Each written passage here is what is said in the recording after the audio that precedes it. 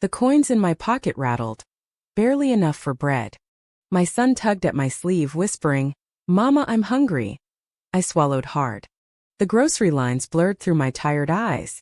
Every price tag felt like a slap reminding me I was poor, invisible, unwanted. Then I saw him. An old man slumped against the wall near the food stalls. His clothes were torn, his face pale, lips trembling. People passed by as if he were nothing more than garbage. "Probably a drunk," someone muttered. Another woman laughed. "He's faking it. Who would help trash like that?" Their laughter echoed in my ears. But I couldn't move on. I knew too well what it meant to be hungry. What it meant to be ignored. I pressed the last of my coins onto the counter, bought a steamed bun, and knelt beside him. "Sir," I whispered, holding out the warm food. "Please eat this." His hand shook as he accepted it. The bun disappeared into his mouth, tears spilling down his weathered cheeks. He looked at me as though I had given him the world. Behind me, voices rose again. "Can't even feed her kid, yet she's feeding beggars. What a pathetic woman. Maybe she's hoping for his inheritance." Cruel laughter sliced through me. I held my son close, my cheeks burning. But then the old man gripped my wrist with surprising strength. His eyes, sharp despite the wrinkles, locked on mine. He studied me as if memorizing my face. My breath caught. There was something in his gaze, something powerful, unsettling. Not the gaze of a beggar. I didn't know it then, but that moment would change everything. The next morning the whispers began. At the school gates I heard them. Parents with their polished shoes and expensive handbags. "That woman? She's shameless. Feeding beggars while her son wears torn shoes? She's probably doing it for attention." I kept my head down, clutching my son's tiny hand. He didn't deserve their judgment. But I had grown used to it. That night I saw the old man again. He was sitting outside the same food stall, shivering in the autumn wind. People walked past him like he didn't exist. Something inside me broke. I bought another bun. And when I handed it to him, his eyes lit up with recognition. "You," he rasped, voice hoarse but steady, "are not what they think." The word startled me. How could he know? I had no time to ask. My son tugged me away before he said more. But rumors spread faster than fire. By the third day, students in the canteen whispered too. "Her mom gives food to beggars. No wonder she's poor. She probably wants him to bless her with good luck." Their sneers cut deep. I clenched my fists, forcing a smile for my son. But inside, shame and anger twisted together. Then the strangest thing happened. When I handed the old man food again, he didn't eat immediately. Instead, he stared at me with authority I couldn't explain. Almost like he was testing me. "You don't ask who I am," he said softly. "Why?" I froze. Because it didn't matter. Because hunger didn't care about identity. Because kindness shouldn't need a reason. His eyes softened, and for the first time he bowed his head to me. The crowd's laughter behind me grew louder, mocking my foolishness. But I couldn't shake the feeling. This old man wasn't just anyone. And soon the world would know it too. At night, when my son finally fell asleep, silence pressed heavily around me. The cracked ceiling above me whispered of everything I had lost. I wasn't always this invisible. Once I dreamed of a future filled with love. But dreams can shatter in a single night. His father had promised me forever. Instead, he abandoned me the moment I told him I was pregnant. "Raise it yourself," he spat, walking away. And just like that, I became a single mother, carrying not only a child but the weight of the world. I remember the winter when my son was a baby. We had no heater, no milk. I held him close to my chest, praying my warmth would keep him alive. Tears froze on my cheeks as I whispered, "Don't leave me too." Jobs never lasted. No one wanted to hire a young mother with a child always tugging at her. So I took whatever scraps I could find, washing dishes, sweeping streets, working in the school canteen. Every coin mattered. And yet, people only saw my shabby clothes, never the fight in my heart. They laughed at me when I wore the same shoes for years. They mocked me when I carried home discarded vegetables from the market.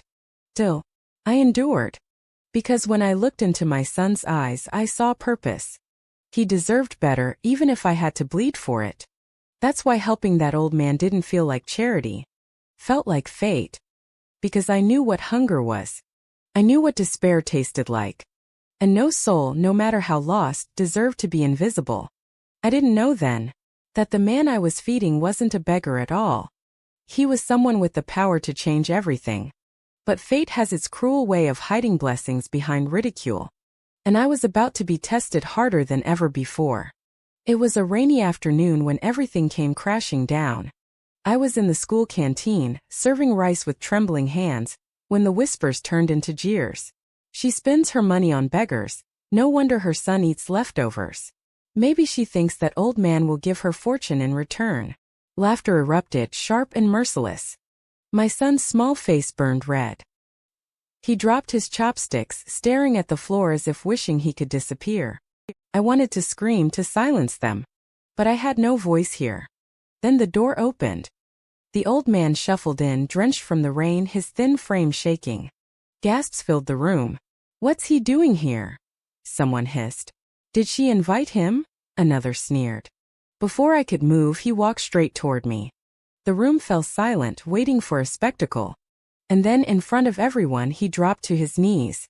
My heart stopped. "Sir, please stand up," I whispered, trying to lift him. But he didn't move.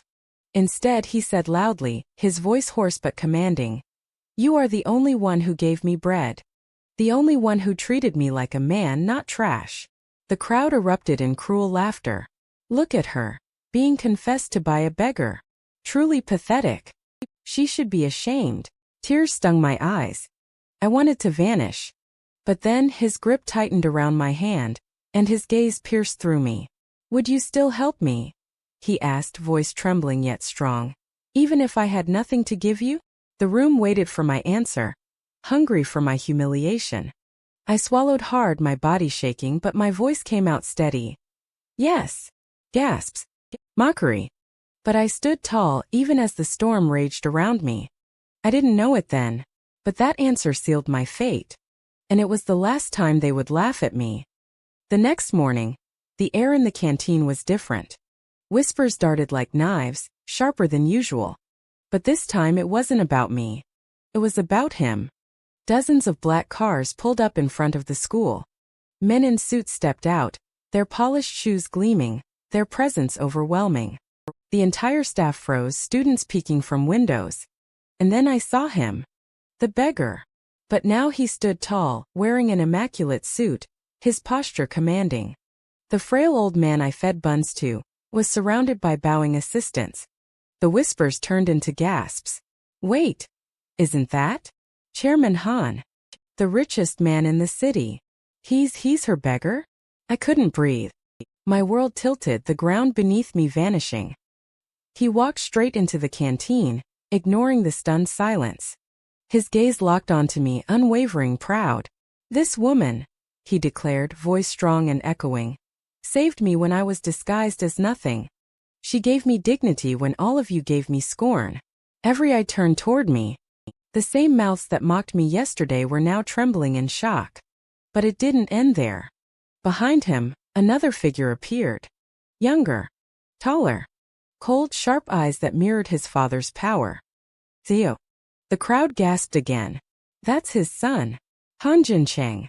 The most untouchable man in the business world." He studied me with a gaze that made my heart pound. Not with mockery. Not with pity. But with something heavier. "Father," he said calmly, "is this the woman?" "Yes," the elder answered with pride. "The only one who proved true kindness." My knees threatened to give way. The same people who called me pathetic yesterday were now staring at me like I was untouchable. And for the first time I realized the tables had turned. The days that followed felt like a dream. The same voices that once mocked me now whispered in awe. "Chairman Han's savior. The CEO's father calls her family." No one dared laugh anymore. But the real shift came quietly. Han Jincheng, the cold, untouchable CEO, kept appearing in my life. At first, it was under the guise of gratitude. He insisted on sending food to my home. He arranged a scholarship for my son, saying it was father's wish. But I could feel it. Every time his eyes lingered on me, every time his voice softened when speaking to my child, it was more than duty. It was something he couldn't hide, no matter how controlled he pretended to be. One evening, as the sun bled gold across the sky, he stood before me in the courtyard. "You had nothing," he said quietly, "yet you gave everything. Do you know how rare that is?" I didn't answer. My heart was too full, too fragile. But his next words shattered the silence. "I don't just want to repay you. I want to stand beside you." Tears burned my eyes. For years I had endured humiliation, abandonment, and loneliness. And now the man every woman dreamed of was offering me not charity, but partnership. Behind him, I saw his father smiling, pride radiating from his weathered face. For the first time in so long I felt safe. Not because of their wealth or power, but because finally I was seen. The world that once trampled me now bowed in respect. And the whispers that once mocked me had turned into praise. I held my son's hand tighter, whispering to myself, I was never weak. They just never saw me. This wasn't just survival anymore. This was the beginning of my rebirth. And if you believe in second chances, in love born from kindness, then walk with me. Like and subscribe, because my story is only just beginning.